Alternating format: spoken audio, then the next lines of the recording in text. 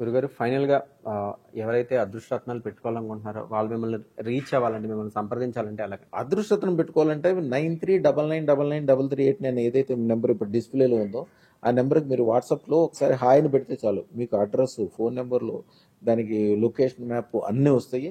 మీరు ఆ నెంబర్కి ఫోన్ చేస్తే కూడా 24 గంటల సర్వీస్ ఉంటుంది. 24 గంటలు ఒకవేళ ఎప్పుడైనా ఫోన్ బిజీగా ఉండి లేకపోయినప్పటికీ తర్వాత మిస్ కాల్ చూసుకొని మళ్ళీ మా వాళ్ళే ఫోన్ చేస్తారు. మీరు ఏది పెట్టుకోవాలి, ఎట్లా పెట్టుకోవాలి, మీ పేరు, మీ అంటే వయసు చెప్తే ఒకవేళ చాలు. జాతకం వాళ్ళ దగ్గర జాతకం లేకపోయినా కూడా, అంటే అదే వాళ్ళకి అదే అదే జాతకం అదే లేకపోయినా, డేట్ ఆఫ్ బర్త్ లేకపోయినా కూడా నేను అదే చెప్తున్నా. మీ పేరు, పూర్తి పేరు, పేరంటే మళ్ళీ గవర్నమెంట్ దృష్టిలో ఏ పేరు ఉందో ఆ పేరు. ఆ పేరు మీరు ఏ పేరు కనుక చెక్ మీద రాసి సంతకం పెడితే మీకు డబ్బులు వస్తాయో బ్యాంకు నుంచి, ఏ పేరు ఆధార్ కార్డు మీద ఉందో అదే పేరు. అంతేగాని మేము ఒకళ్ళకి చాలా పేర్లు ఉంటాయి. ఒక ఆయన బంగారం అంటారు, బుజ్జి అంటారు, సుందరి అంటారు, 100 రకాల పేర్లతో పిలుస్తారు. అవి పనికిరావు.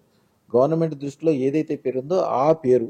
మీ వయసు కనుక తెలిస్తే సుమారుగా ఒక 5 సంవత్సరాలు అటు ఇటు అయినా పర్వాలా, సుమారు వయసు చెప్పగలిగితే చెప్పండి, లేకపోతే పేరు ఒకటి చెప్తే చాలు.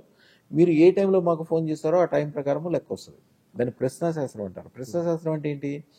మీరు జాతకం ప్రకారం కనుక మిమ్మల్ని చూస్తే 13 సంవత్సరాల వయసు దాటిన తర్వాత మీ జాతకంలో చూసిన తర్వాత అంతా రాంగ్ ప్రొటెక్షన్స్ వస్తాయి. ఎందుకు వస్తాయంటే 13 సంవత్సరాలు దాటిన తర్వాత జాతకం పనిచేయదు. ఎప్పుడు పనిచేస్తా అంటే మీరు ఏ ఊర్లో పుట్టారో అదే ఊర్లో ఉంటూ, మీరు అమ్మగారు చలమనీరు అంటారు. చలమనీరు అంటే ఇదివరకు ఊరి పక్కమట వాగులు ఉండే, వాగుల్లోంచి నీళ్లు తెచ్చుకొని తాగేవాళ్ళు. దాన్ని చలం అంటారు.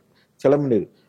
మీరు కడుపులో ఉన్నప్పుడు మీ అమ్మగారు ఏదైతే నీళ్లు తాగారో మీరు అదే నీళ్లు తాగుతూ, మీ కులవృత్తి, మీ కులవృత్తి అంటే తాతతండ్రులు ఏదైతే వృత్తి చేస్తున్నారో అదే వృత్తి చేస్తుంటే అప్పుడు మీ 13 సంవత్సరాలు దాటిన తర్వాత కూడా మీ దాంట్లో 30% మీరు చెప్పే జాతకం కరెక్ట్ ఉంటుంది. ప్రశ్నాశాస్త్రం కనుక చూస్తే అదొక విచిత్రం. మీ తాత దగ్గర నుంచి, తండ్రి దగ్గర నుంచి, మీ దగ్గర నుంచి కిందకి మళ్ళీ 3 తరాలు, పైకి 3 తరాలు స్పష్టంగా ఎవరు ఏంటి, కొన్ని విషయాలు అయితే జాగ్రత్త చూస్తే పేర్లలో మొదటి అక్షరాలు కూడా వస్తాయి.